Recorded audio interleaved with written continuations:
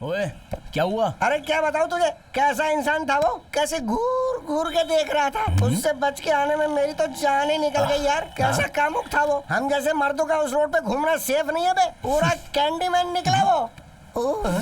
एक बात बताओ, तुम्हारे साथ कुछ किया तो नहीं ना? और 2 मिनट वहाँ रुकता ना तो बस पूछ मत, क्या कुछ नहीं हो जाता मेरे साथ। पता चल गया ना, अगली बार उसके पास इस मत जगह जाना। में तो उस जगह बिल्कुल नहीं जाने वाला। सोचा था लव मैटर इसलिए चला गया था। अरे भाई बहुत खतरनाक है वो। अरे क्या हो गया? अरे कौन हो तुम? क्या हो गया? मेरा पैर क्यों पकड़ रहे हो भाई? पैर क्यों छू रहे हो? अरे मेरा आशीर्वाद हमेशा तुम्हारे साथ रहेगा। उठो उठो उठो। अबे ऐसे कोई पैर में गिरता है क्या? इधर आओ।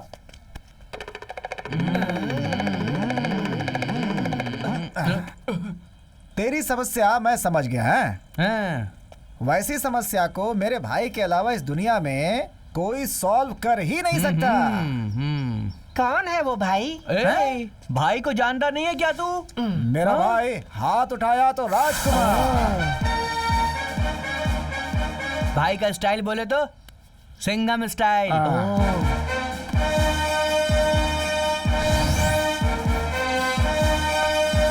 और भाई का कदम बिल्कुल शंकर नाग जैसा। इस पूरे राज्य में कोई पैदा नहीं हुआ जो उनको टक्कर दे सके। ऐसा हिम्मत वाला है मेरा वो स्टाइलिश भाई। हीरा की जैसी चमक है उसकी। हेलो। ओके भाई, ठीक है भाई।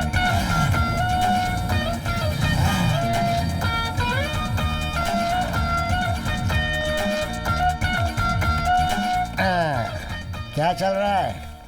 बताओ ना भाई। ये कौन भाई है? वो- जले हुए मुर्गे जैसा दिख रहा है ये। क्या बात हुई, बोलना।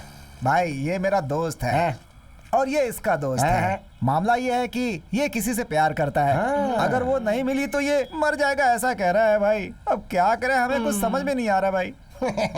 ऐसी चीजें मैं बहुत ज्यादा अच्छी तरह से जानता हूँ। एक घटिया सा मोबाइल हाथ में पकड़कर फेसबुक ओपन करके मेकअप किए हुए किसी मुंबई की हीरोइन को अपने प्रोफाइल पिक में लगाकर लड़के लोग लाइन में आ जाएं ऐसा इंतजार करती हैं लड़कियां। सडनली लड़का लाइन में आ गया तो हाँ ही हू करके अपने 32 दांत दिखाकर हेलो हाय बोलकर अपना केयरिंग वाला मैसेज भेज देता है। और अगर सामने वाली लाइन में आ गई तो ऐसा लगता है कि स्वर्ग मिल गया ये सोचकर ये चैटिंग शुरू कर देता है। गिड़गिड़ाता है, बोलता है, भीख मांगता है और उसका फोन नंबर ले लेता है। फिर फेसबुक ऑफ करके व्हाट्सएप में दिन रात आंखों में तेल डालकर खाना पीना छोड़कर तू ही स्वर्ग है, तू ही नरक है, तेरे बिना मैं नहीं जीऊंगा, तेरे बिना मैं मर जाऊंगा, अब बता मुझे कहाँ मिलेगी, तेरे बिना मेरी जिंदगी पूरी तरह से बर्बाद हो जाएगी। ये बोलकर वो फिर एक स्पॉट फिक्स कर लेते हैं। वो उसके फ्रेंड के घर जाकर फ्रेंड की चप्पल, फ्रेंड के कपड़े और फ्रेंड का मेकअप लगाकर रेडी हो जाती है। और ये बाकी के लोग उसी से ड्रेस कोड पूछकर अपने दोस्त से कपड़े उधार लेकर उसके आने से 1 घंटा पहले बस स्टॉप पर जाकर इंतजार करते हुए नजर आते हैं जैसे कि जिंदगी वहीं बितानी हो। उसके बाद वो आती है और दोनों की मीटिंग शुरू हो जाती है। और फिर वो इसे देखकर ये डिसाइड करेगी कि क्या ये है जिसके लिए मैं अब तक इतनी बुरी तरह से तड़प रही थी। वो कहेगी कि ये कौन है जो ऐसा जला हुआ चेहरा सामने लेकर आ गया, वो भी मुझे लव करने। और फिर इतने दिनों से बनाया हुआ वो ताजमहल न्यूक्लियर बॉम्ब गिराकर धड़ाम से फट जाता है। ऑल क्लियर होने के बाद विद इन सेकेंड्स वो दोनों वहाँ से चले जाते हैं। फिर अगले दिन सुबह सुबह अपना फेसबुक ओपन करके दोबारा से ये कोशिश करते हैं कि अब कौन मिलेगा, अब कौन मिलेगी। ऐसे ही लोगों की हेल्प करने के लिए मेरा जन्म हुआ है। मैं हूँ सबका फ्रेंड फाइंडर। तो अब तू भी बता। हाँ बता तेरी प्रॉब्लम। वो क्या है ना भाई, मेरी प्रेमिका के साथ मेरा ब्रेकअप हो गया है तो आप जरा उसके घर वालों से बात करके हम दोनों की शादी करवा दीजिए ना। तो तू शादी करेगा? डोंट वरी बच्चे। देख भाई, उसके बाप का कॉलर पकड़ के दे दे तेरी बीवी का हाथ, मेरा मतलब तेरी बेटी का हाथ, ऐसा बोल देंगे।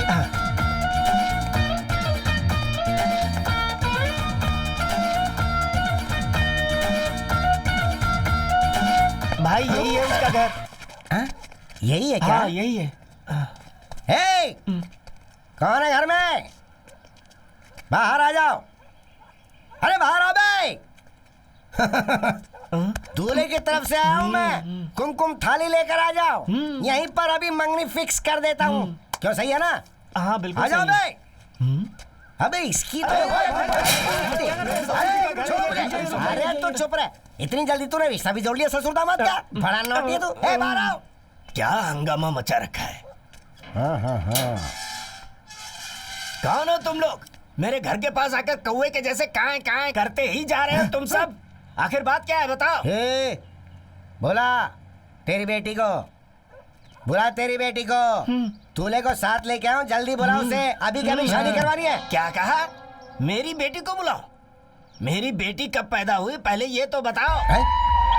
लगता है मैं जब बाहर गया था उसी समय पैदा हुई होगी। उस कामाक्षी पाले की कामाक्षी से मुझे सिर्फ 3 लड़के हैं। उधर जयनगर की जया से 2 लड़के हैं। अलसुर की अनसुईया से 5 पांडव की तरह वो भी 5 लड़के ही हैं। अबे तुम लोग मेरी कौन सी लड़की को ढूंढते हुए यहाँ आए हो? हे, तू कामाक्षी पाले में किसके साथ था? ओकलीपुर में तू किसके साथ था? कैलाश पाले के देसी दारू की दुकान में तू किसके साथ घुमा था? ये मैं तुझसे पूछना नहीं है। हे, जल्दी बुला अपनी बेटी को बाहर। वो क्या कोई गोल्ड है जो उसे लॉकर में बंद करके आया? जल्दी बुला उसे बाहर। Hari hurry up. अगर तू ऐसे ही चिल्लाता रहा तो मैं अभी पुलिस को बुलाऊंगा। तू पुलिस को बुलाएगा क्या? तो बुला बुला। खाकी पहनकर शो करता है ऐसा मैंने पहुंच गया। तू बुला बुला। मैं ये खड़ा, बुला बुला बुला। अरे ये सब मेरे सामने नहीं चलेगा। मेरी कोई बेटी है ही नहीं, समझ गया? मेरे सिर्फ बेटे ही बेटे हैं। कमीने, चल भाग यहाँ से।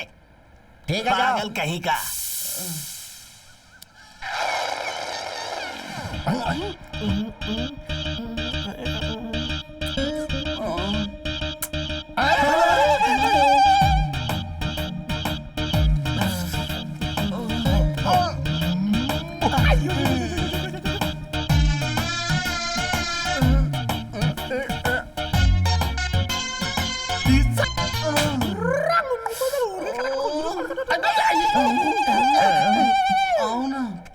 इधर आ, कहाँ लेकर आया तू?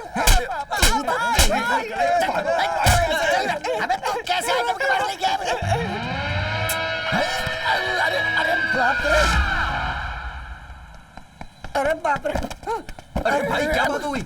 अरे ओए, क्या हुआ? अरे क्या बताऊं तुझे, कैसा इंसान था वो, कैसे घूर घूर के देख रहा था। उससे बच के आने में मेरी तो जान ही निकल गई यार। कैसा कामुक था वो। हम जैसे मर्दों का उस रोड पे घूमना सेफ नहीं है बे। पूरा कैंडीमैन निकला वो। एक बात बताओ, तुम्हारे साथ कुछ किया तो नहीं ना? और 2 मिनट वहाँ रुकता ना तो बस पूछ मत, क्या कुछ नहीं हो जाता मेरे साथ। पता चल गया ना, अगली बार उसके पास इस मत जगह जाना। में तो उस जगह बिल्कुल नहीं जाने वाला। सोचा था लव मैटर इसलिए चला गया था। हे, एक चाय देना। धर्मा, तू कल सुबह 9 बजे मेरे घर आ जाना, वहां से हम चलेंगे। भाई एक बात सुनिए, चाय पीकर आराम से घर जाना, ठीक चला है? जाऊंगा। ठीक है, तुम भी संभल के जाना। रुक रुक, यहीं खड़ी कर दे। हमें उस तरफ जाना, आजा। कितनी दूर है यार? अरे इधर पास में ही रहे, आगे है। इस एरिया में दिखावा करने वाले बड़े बड़े खिलाड़ी लोग आते हैं। ये जगह है ना, थोड़ा देखने में अजीब जरूर लगती है। ठीक है ठीक है ठीक है, काम होने के बाद मैं फोन सर, करता हूँ। नमस्ते सर। नमस्ते नमस्ते। ठीक तो हो ना सर? हाँ हाँ हाँ। इतना लेट कैसे हो गए? अरे वही सर, ट्रैफिक है ना। ये है मेरा दोस्त धर्मा। नमस्ते जी। नमस्ते। चलते हैं जी, सर, आ जाइए।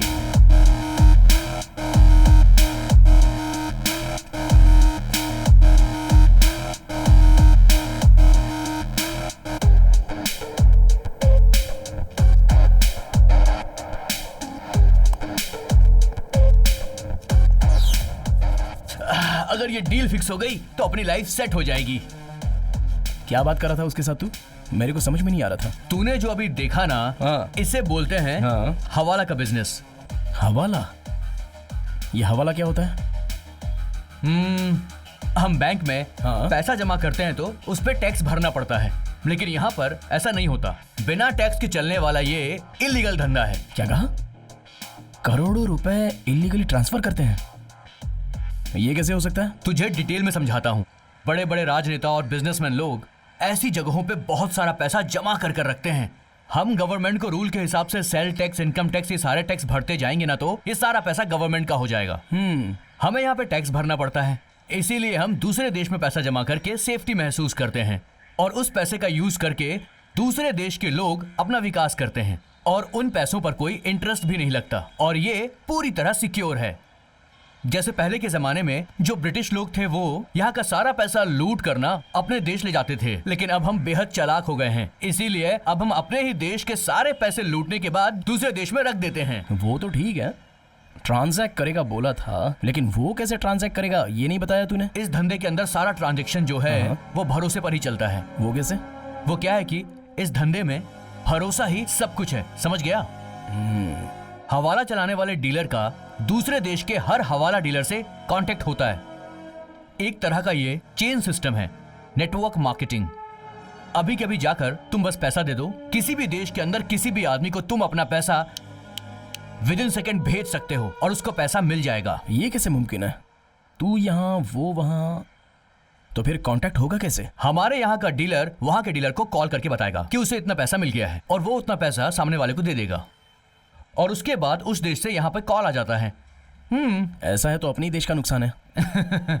तू यहाँ जन्मा है तो यहीं मरेगा, ऐसा कोई एग्रीमेंट तो नहीं किया ना हमने। ये भी बिल्कुल वैसा ही है, किसने किसके साथ कितने का ट्रांजैक्शन किया है किसी को पता नहीं होता। देश के भविष्य के बारे में कोई भी नहीं सोचता है। आज के जमाने में हर आदमी सिर्फ और सिर्फ अपने बारे में सोचता है।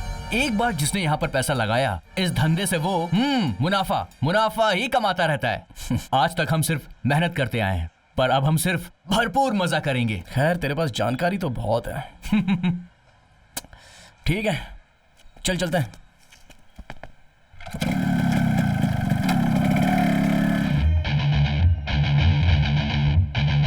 देख यार, डील बहुत अच्छी है, 15 करोड़ का माल है, पर क्या है कि डील कैसे करूं समझ में नहीं आ रहा। फुल कंफ्यूजन है भाई। कंफ्यूजन है? चुटकी बजाते ही तो पूरी धरती का राउंड मार कर आ जाता है। इसके अलावा तू दुनिया के सारे लोगों को अपनी उंगलियों पर नचाता है, तो तुझे कैसा कंफ्यूजन? क्या डील है, चल बता। इन गोल्ड बिस्किट को गोवा में रहने वाले एक आदमी को देना है, पर कैसे पहुंचाऊं समझ में नहीं आ रहा है। सिंपल है, कार में ले जाकर दे देना है। ए धर्मा, भूखा रहने वाला शेर अपना शिकार करना खुद सीख लेता, किसी को सिखाने की जरूरत नहीं पड़ती। वैसे मुझे ही जाना होता तो मैं ये बात तुझसे नहीं पूछता। अब बात यह है कि तू गोवा कैसे जाएगा? इस शहर के बाहर स्टेट बॉर्डर क्रॉसिंग के पास पुलिस वाले हम जैसे लोगों को पकड़कर माल खाने के लिए तैयार बैठे हुए हैं। अगर नसीब खराब हो और उनके हाथों पकड़ा गए तो नॉन बेलेबल केस में गोल्ड बिस्किट ले जाने वाले को जिंदगी भर जेल में सड़ना पड़ता है। ये सारे टाइम वेस्ट वाले आइडियाज हैं, कोई नया आइडिया सोचना पड़ेगा। कार। ए जीवा, ये गाड़ी तो ट्यूबलेस टायर की है ना? हाँ, लेकिन क्यों? जैक निकाल। यस।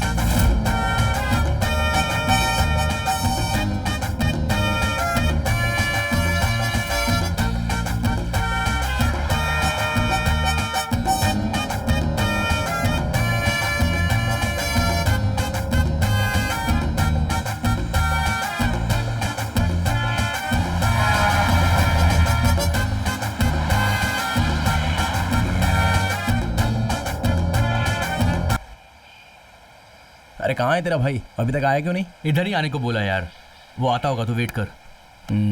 यही है क्या? आओ भाई। नमस्ते जीवा। नमस्ते। कैसे हो? मैं बढ़िया हूँ। भाई, ये है मेरा खास दोस्त, इसका नाम है धर्मा। लगता है इस फील्ड में अभी नया है।